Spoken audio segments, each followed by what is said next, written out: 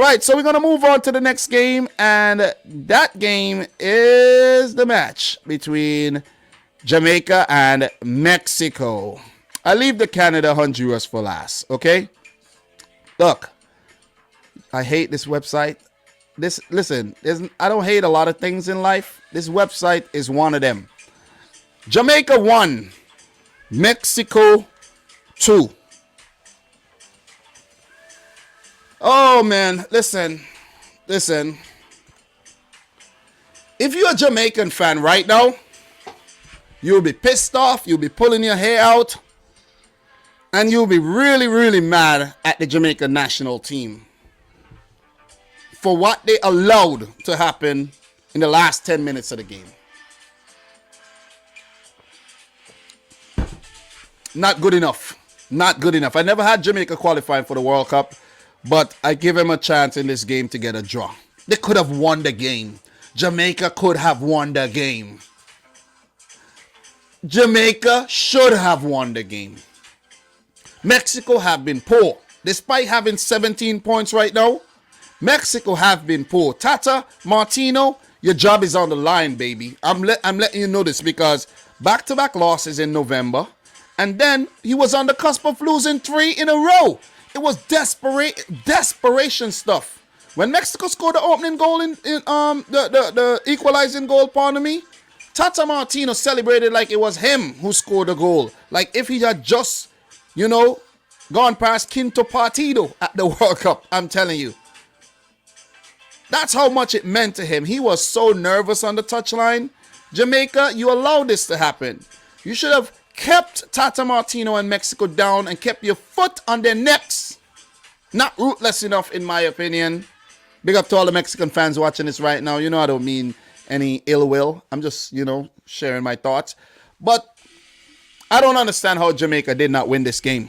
I really don't. I also understand how they lost the game too. But they should have won the game. Even though they went down to 10 men where Damian Lowe was sent off. We know how difficult teams are to play when they have 10 men on the field. They just set up in a low block. They're hard to break down. Not Jamaica. Not Jamaica, apparently. Not them. Not them. You see what I'm saying? I think Jamaica has a concentration problem, man. I'm going to put it out there. Concentration problem. And something that I'm going to do briefly. Let's just take a look at the Jamaican matches so far. Let's just do something, a fun activity, right? Let's go back to the first match of World Cup qualifying. And let's go to the final round here where they played Mexico. That was their first game, right? Jamaica versus Mexico. Just look at exactly the point I'm trying to make to you here, right? I'm not here to waste your time. I'm here to give you good information. I'm here to give you good analysis. Jamaica, Mexico. Alexis Vega in the 50th minute. Right? The same players came back to haunt Jamaica. Shaman Nicholson, the equalizer. Just take a look. Let me zoom this in case you're blind and you can't see. Just look at that. Look at that. Let me scroll this down. Look at the time Henry Martin scored the goal for Mexico. 89th minute. Jamaica are switching off at the back in the games. They don't have enough stamina. I don't understand. These players are not eating no yam and dumpling and Edos and dasheen and them things no more. What's going on? Banana, steam fish. What are you eating? McDonald's? Why are these guys running out of steam and not concentrating at the back end of games? Please explain that to me. Please, somebody, please, I'm begging you, explain that to me. You're switching off. You're supposed to be able to see out that game and pick up a valuable point against Mexico where you never were supposed to get anything against a team like Mexico in the first place, right? Seeing that Mexico are a quality team. Okay, you lost that game. Panama game, oh man, destroyed. We're not even going to get into that one. The game against Costa Rica, good on you. Good on Jamaica to come back there. They should have won that game. They should have won that game. They really should have won the game. Lost to the USA 2-0. A draw against Canada, they could have probably won that game too. Honduras, they won the game. El Salvador, another match in which Jamaica switched off late. Mikel Antonio, 82nd minute, great goal, but Alex Roldan allowed to score in the 90th minute. Look, that's 3 points. The first match against Mexico, that's a point they should have got. Let's keep tabs on this. That's 4 points. Jamaica, right now, we check the stats. Jamaica has what, 7 points right now? Jamaica should have been at least 13 points. I'm just putting it up. Jamaica should have been in the mix. And if they had been on 13 points, it means that other teams would have been closer or behind them.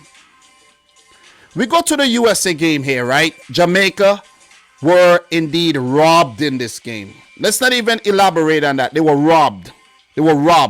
And now we come to the game between them and Mexico. Damian Lowe sent off in the 45th minute, extra time there.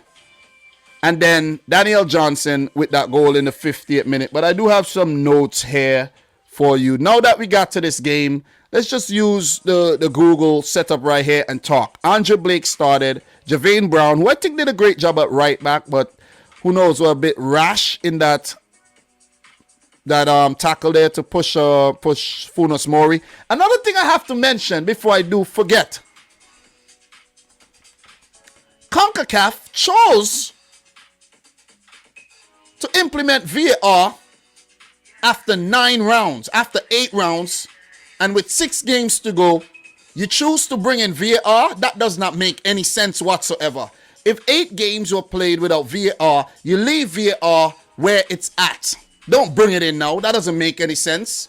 Because what? You should then retroactively go back and VAR all the other matches? No, you can't do that. I don't think it was the right decision. It should have never been done. And I'm baffled by the decision, because at that moment I was like, okay, there's no VAR. That's why Javane Brown's tackle is not being reviewed. And then when the Damian Lowe tackle happened, I was like, okay. I heard the commentator saying about VAR. I'm like, no, there's no VAR. What are you talking? Then I see the referee go to the monitor. I'm like, what the heck? By the way, that referee was poor. He was poor. Didn't do a good job on the day. But how in the world you're not going to have VAR for 8 rounds and then have it all of a sudden? Doesn't make any sense to me. I'm baffled. There should have been no VAR. Seriously. If you don't have it from the start, don't bring it now. That's my thoughts on that one. Let's just continue, man. CONCACAF, you're weird, bro. First of all, you said that most of the countries don't have the infrastructure for VAR. And now you have it in Jamaica. Wow. Like, come on. Should have been there all along. Damian Lowe sent off. Will miss the next game, of course. I don't know how many games he have suspended. It might be just one. Ethan Pinnock started. Kimal Lawrence. Devon Williams, I think, was a bit rash for one of those tackles. Lamar Walker. Ravel Morrison. Daniel Johnson, who scored a goal. Junior Flemings and Mikel Antonio, who did get a good shot blocked, would have went in. For Mexico, Alexis Vega, who scored the winning goal in the end. Rogelio Funes Mori, not good enough. Not good enough for Mexico right now, if you ask me. Uriel Antuna didn't do anything at all in the game. I had a call come in here on my my phone that I'm using for my music. And then it went to Mr. Vegas, you know. It must have sent some listening talking about Jamaica right now. But look, before I was rudely interrupted there, Uriel Antuna, these guys didn't have a good game. Funes Mori, Antuna, poor matches. Guardado, Herrera, I don't think these guys provided enough. Charlie Rodriguez. Mexico had a nothing game. And it was only the last 20 minutes or so that they really played football. Last 20 minutes. Okay? The defense does not look it needs sorting out, in my opinion. Sanchez had to go off early. That was a setback. But I did mention Guillermo Ochoa will be tested in the game, and they did concede. I have a lot of notes here. I'm not even going to get into most of this. But Sanchez injured, subbed off. Chaka Rodriguez came on. A lot of possession in the first 10 minutes for Mexico. Blake pulled off a big save in the 17th minute from a Vega shot. Good save. Chance not taken for Mexico. Herrera had a header put wide. Another chance not taken. Lowe intercepted a ball, and it almost ended up in the back of the net. Well done by Andre Blake to keep that out. And I think, Mexico were dominant without being able to break down Jamaica, and that's why I said they had a poor game. Jamaica was defending for the whole first half. Whole first half until Antonio had that shot blocked in the 43rd minute that was going in, and then Damian Lowe got sent off. That was what basically happened in the first half there of the game. There was a penalty shout as well for Mexico. Not given. That probably was a penalty too. Poor refereeing by the El Salvadorian ref. So, look, I thought after Jamaica went down to 10 men that they should, therefore, try to play for a draw. Try to earn a draw here. But Jamaica came out in the second half and was very, very, very positive. Because that ball that played in Mikel Antonio, he went in behind. He ended up getting a corner. And from the resulting corner, it wasn't cleared well by Nesta Arroyo. And then the second ball wasn't cleared properly as well. And then Daniel Johnson with that brilliant left foot put it past Ochoa. Jamaica in the lead. Doing all sorts of celebration. You know what I'm saying? I don't know what type of dances they were doing. You know what I mean? But they were dancing. You need to calm down. I know you got to celebrate in the moment. You dance too early, man. You be dancing. Some of these players be dancing too early. Look, Paul Hall was a happy man. You could see his smile on his face and everything. And all Jamaica needed to do there was to keep Mexico out. Something that they managed to do for the next half hour or so. Maybe for the next half hour. 50 plus, 80. Next half hour, they were able to keep Mexico out. Mexico were unrelenting. Some good changes were made. Diego Lainez was brought on. Let's go back and take a look at the changes that were made by Mexico there. Lainez brought on. Jesus Corona brought on. And Henry Martin. Forget about Arteaga and Chaka Rodriguez there for a second. But Henry Martin, Jesus Corona, and Diego Lainez changed the game. Especially Jesus Corona. He was the man that changed the game for Mexico here in the last 15 minutes of the match, where Jamaica basically were running around like headless chickens. Guilty of ball watching and not staying close to these danger men. I was even writing down that Tata Martino could get sacked if he loses this game, another game, 3 in a row. Jamaica were going to win this game. You see what I'm saying? Jamaica were going to win this game.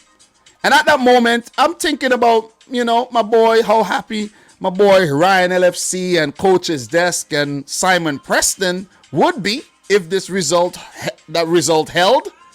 It didn't hold, man. But Ryan, bro, my heart go out for you, bro. You put in a lot of time in this game. I was actually looking at your channel, bro. You spent about almost a whole day in combined hours talking about this clash, and I know you must be disappointed and probably will talk about it again.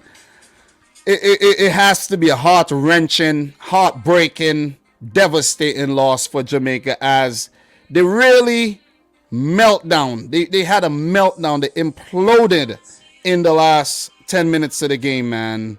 Tecatito with the cross, the header. Blake, I think, could have done a better job saving that ball. Push it onto the post, and a scrappy goal there by Henry Martin to equalize. And okay, I understand. You equalize in the 81st minute. Okay, Jamaica. See out the blood clean game now, man. Come on. Wait, see it out. See out the game. And earn a point. The point I predicted you to get. Jamaica, see out the game. God damn. 2 minutes later, Mexico scored. 2 minutes later, Alexis Vega all by himself to put in. That must have been the most devastating goal you could actually witness if you're a Jamaican fan, because those 2 goals, 3 points, would have put Jamaica in a really good position. 3 points would have given Jamaica 10. Jamaica would have been within 4 points of the playoff spot. 4 points. Lost the game. Meltdown. As I mentioned earlier, like some rum raisin ice cream in the hot Jamaican sunshine over in Ocho Rios.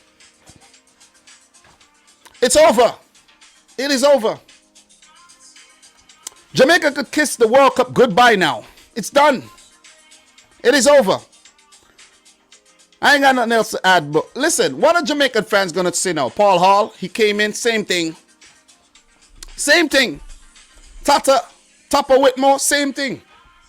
Tata Martino, look, 3 points, 3 points. He won't care how they got him.